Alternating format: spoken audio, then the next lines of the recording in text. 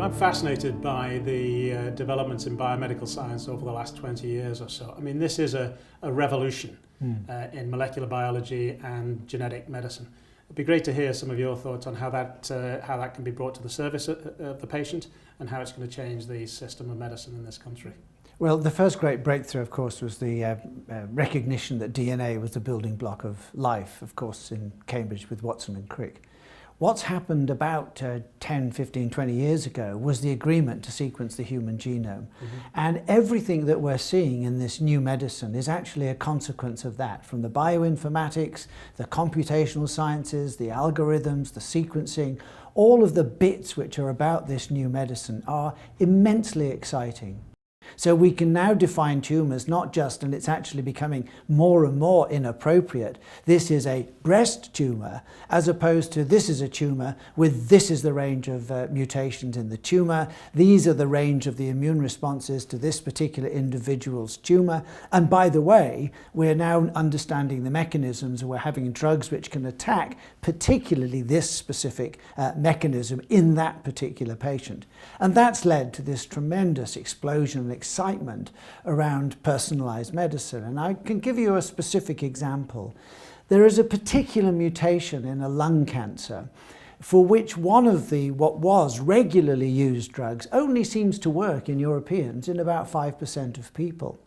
As it turns out, 25% of people in China have the appropriate mutation that allows them to respond effectively to the drug. So now we've got a cost-benefit analysis in the West where you need to have a diagnostic which says, look, if you've got this, then you will benefit. But by the way, the other 95% of you, we're sorry in this case, but it's not going to work. And yet in a Chinese context, we can say to 25%, this is going to work, but it's not in the other. So that then raises the issue of cost. And of course, there is an initial investment in the sequencing, the bioinformatics, not to mention, which is always more expensive, the human outlay that's necessary for this. But there are clear, demonstrable ways in which this new medicine, this systems medicine, actually can be seen to reduce cost, but even more importantly, improve the outcome for patients. And you set up the first academic health science centre in the UK. I think one of the implications of this new medicine is that the researchers need to consolidate and focus on what they're going to do because it's more subspecialised, and find ways of getting that through the primary care network, which you've talked about before, but find ways of getting that to the patient in the integrated care organisation or in the GP surgery or in the care home or wherever.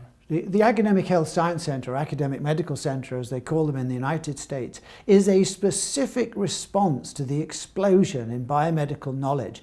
They have three missions: service, research and education.